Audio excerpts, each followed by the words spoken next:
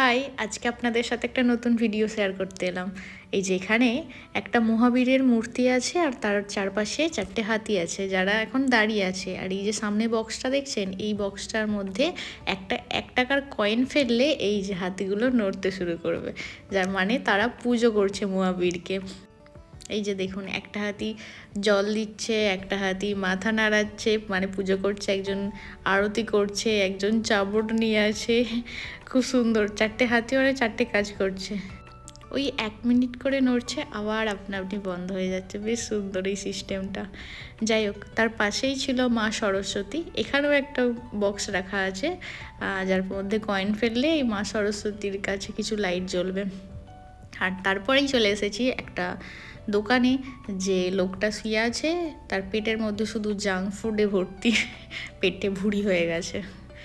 আর এই জায়গাটার মধ্যে আছে রাম সীতা লক্ষ্মণের একটা দৃশ্য, যেখানে রাম সীতা ওরা বনবাসে ছিল, সেইটা। তারপরে হনুমান পাহাড় হাতে করে নিয়ে উড়ে আসছিল সেইটা।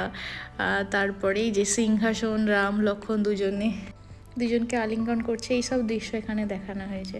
খুব সুন্দর লাগছিল দেখতে কিন্তু।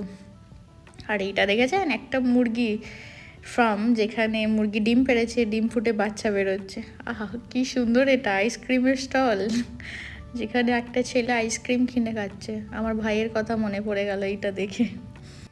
আর এই যে এইখানেও আছে মহাবীর, যেখানে একটা গাছের নিচে দাঁড়িয়ে, আর ওদিকে দুটো গরু বাঁধা আছে। আর এখানে 2 মৎস্যকন্যা যে মহাবীরের পুজো করছে মন্দিরের সামনে। আর এসে গেছি আমি এখন পার্লারে। এখানে একটা পার্লারের থিম করে রেখেছে। আমি বলছি আমার আইব্রোটা করে নিলে বেশ ভালো হতো। এখানে কত সুন্দর করে রেখে, মানে প্রোডাক্ট তো সব ছিল, কত সুন্দর সাজিয়ে রেখেছে এখানে, বেশ সুন্দর। আর এই যেখানে 3জন লোক রেস্টুরেন্টে খাওয়া দাওয়া করছে। আর এই লোকটা ক্যামেরাটা সামনে নিয়ে গেছি বলে হয়তো এরকম মুখটা চাপা দিয়ে ছাড়াল করছে।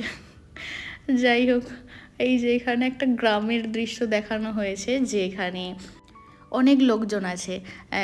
কেউ কেউ পড়াশোনা করছে, কেউ গা হাত মালিশ করছে, কেউ আটা মাখছে, কেউ ওখানে মিটিং করছে, কেউ চুল বেঁধে দিচ্ছে, কেউ পুজো করছে, আর ওখানে কেউ দোকান থেকে মাল নিচ্ছে। আর খুব সুন্দর এখানটা।